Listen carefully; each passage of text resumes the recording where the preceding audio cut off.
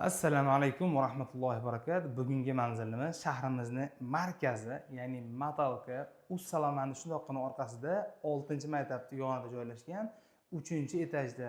Diqqat qilasiz, Novostroykada umumiy maydoni 85 kvadratli bo'lgan 3 xonali xonadonimiz sotuvga qo'yildi.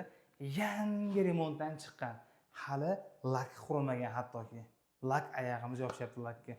E'tibor berasiz, bu xonadonimizda eng katta plyuslaridan bugungi kunda deyarli xonadonlarda ko'rmaydigan holat. Hamma har xil nimalarga o'tayotgan, parket linollarga o'tayotgan bu xonadonimiz oyoq taglarini taxta pol qilgan, bo'lib ham tsvetnoy qilib, ya'ni kuydirib, chiroyli qilib o'zlariga qilishgan. 100% joylar hammasi pol taxta qilingan. Birinchi bu qismimiz, ko'rib turganingizdek, oshxona qismimiz. E'tibor berasizlar, aytganimdek, bu dom gazlashgan, ya'ni gazi bor. Novostroykalarda ko'rib turganingizdek, aksarida gaz bugungi kunda yo'q, bermayapti ya'ni davlatimiz. Xo'p, bu xonamiz birinchi kichiklar yotoqxonasi. Polniy aboylar, mo'yshi, chiroyli aboylar ishlatishgan. Lustralardan har bir xonaga did bilan, fasohat bilan chiroyli lustralar ishlatishgan. Xonadonimizda ikkita umumiy sanuzeli bor. Ko'rib turganingizdek, bu mana birinchi sanuzelimiz. Polniy kafel qilingan, dushovoy kabina cho'tki qilib, oynalarda zamonaviy holatda qilishgan. Xo'p, bu xonamiz bo'lsa, ikkinchi yotoqxonamiz, ya'ni kattalar yotoqxonasi. Narigin bilan buni nima farqi bor?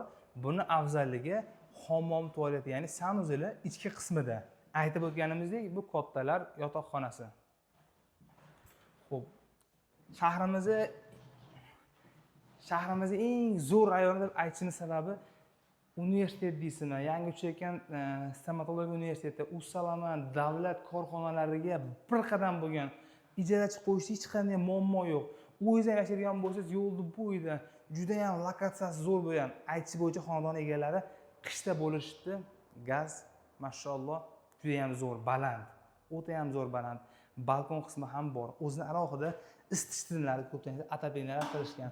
Bugungi kunda bu xonadonimizni bahosini 60 ming AQSh dollarida so'rayapti. Kvadrat metri 702-701 dollar atrofidan bo'lyapti. Qo'shimcha ma'lumotlar pastdagi raqamlar orqali bemalol murojaat qilishingiz mumkin. Assalomu alaykum va rahmatullohi va barakatuh.